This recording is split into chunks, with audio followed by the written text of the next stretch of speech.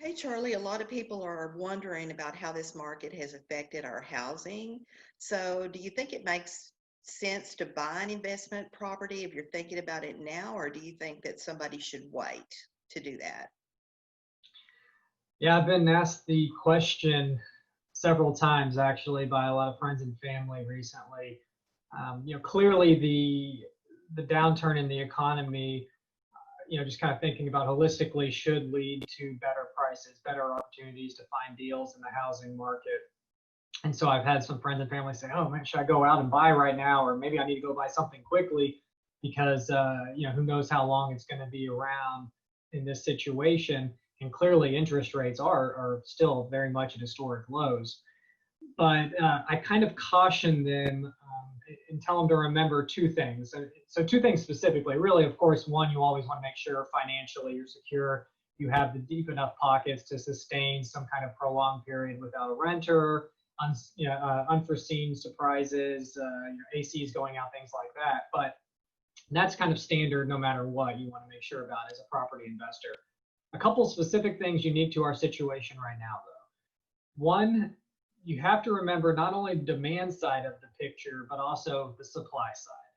So right now, yeah, demand was down overall from the Houston area for a couple months in a row. We didn't see as many sales in either April or May.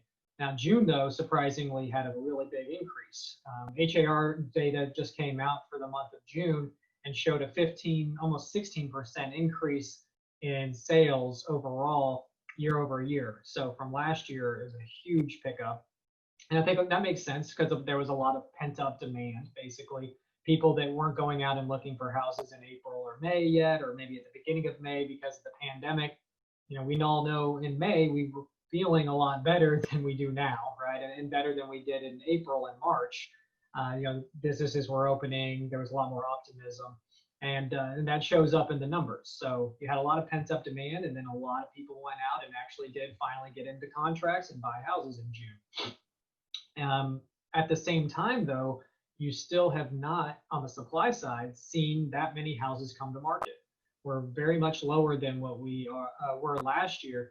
And in fact, pretty amazingly, because of that big increase in the number of sales that occurred in the month of June, we've actually reduced our inventory in the greater Houston area now to only 3.2 months worth of inventory. And that's, if you think about that, I mean, that still sounds like, okay, well, 3 months is it's not a huge or not that low of a number. It is low. And if you want to compare that to the national average right now is 4.8. So the Houston area is well below the national average. And if you look at it compared to a year ago in Houston, we were at 4.3. So in a year ago, clearly it was a much different, everything is great kind of economic situation, right? So the inventory right now is actually significantly lower than what it was previously. And so that doesn't really help your pricing picture. That doesn't help you get a really good deal on a property because yeah, demand might be down still for the year overall, but supply is down more. And that's actually kind of outweighing that. The other important thing, especially if you're trying to look for a bargain, looking for really good opportunities from a housing standpoint, you need to think about the CARES Act and the basically the national moratorium that's been put on foreclosures and evictions for any kind of government-backed mortgage. So that's Fannie, Freddie, any kind of HA loan, any kind of VA loan, et cetera. If you have one of those kinds of mortgages right now, the banks, the lenders cannot foreclose as of right now until the 25th of July. And that's when the initial CARES Act ruling expires. Now, that's as of right now. Who knows what might happen? The state of Texas could come in and try to do something different. They haven't done anything yet, but different states and cities have their own rules right now. In Houston, we're following the national rules. Not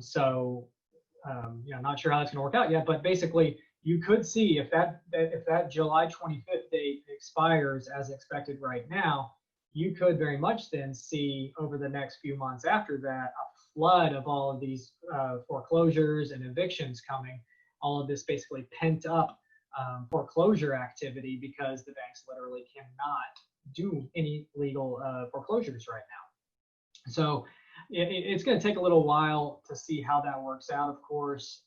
And the courts are not automatically going to be able to knock all those out in a couple of months. There's going to be a lot of paperwork filed. So, there's quite a large backlog, if you will. But I will say if that July 25th date occurs and banks are able to start foreclosing on all properties once again, sometime probably in the last quarter of the year, you are going to see a flood of foreclosures, a flood of bank-owned real estate or REOs, and that's going to be a good opportunity at that point for investors that have cash, that have a means to buy property.